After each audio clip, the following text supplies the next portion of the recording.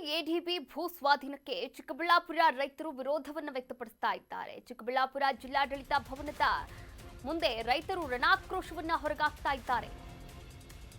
KIADB ಭೂ ಸ್ವಾಧೀನಕ್ಕೆ ಚಿಕ್ಕಬಳ್ಳಾಪುರ ರೈತರು ವಿರೋಧವನ್ನು ವ್ಯಕ್ತಪಡಿಸ್ತಾ ಇದ್ದಾರೆ. ಚಿಕ್ಕಬಳ್ಳಾಪುರ ಜಿಲ್ಲಾಡಳಿತ ಭವನದ ರೈತರ ಆಕ್ರೋಶ. ಪ್ರತಿಭಟನಾ ರೈತರ ಮೇಲೆ ಪೊಲೀಸರಿಂದ ಹಲ್ಲೆ ಆರೋಪ ಕೂಡ ಕೇಳಿಬಂದಿದೆ. ರೈತರು ಪೊಲೀಸರ ನಡುವೆ ಗಲಾಟೆ ವಾಗ್ವಾದ ಕೂಡ ನಡೆದಿದೆ. ರೈತರ ಕೊರಳ ಪಟ್ಟಿಗೆ ಕೈ ಹಾಕಿ ಪೊಲೀಸರು ದೌರ್ಜನ್ಯವನ್ನ ಕೂಡ ಮೆರೆದಿದ್ದಾರೆ ಎನ್ನಲಾಗ್ತಾ ಇದೆ. ಭೂ ಸ್ವಾಧೀನವನ್ನ ವಿರೋಧಿಸಿ ಅನಿರ್ದಿಷ್ಟಾವಧಿ ಹೋರಾಟವನ್ನ ಮಾಡ್ತಾ ಇದ್ರು. 45 ದಿನಗಳಿಂದ ನಡೀತಾ ಇರುವಂತಹ ಈ ಒಂದು ಹೋರಾಟ, ಅನಿರ್ದಿಷ್ಟಾವಧಿ ಹೋರಾಟ, ನೀವು ಕೂಡ ದೃಶ್ಯಾವಳಿಗಳಲ್ಲಿ ಗಮನಿಸಬಹುದಾಗಿದೆ.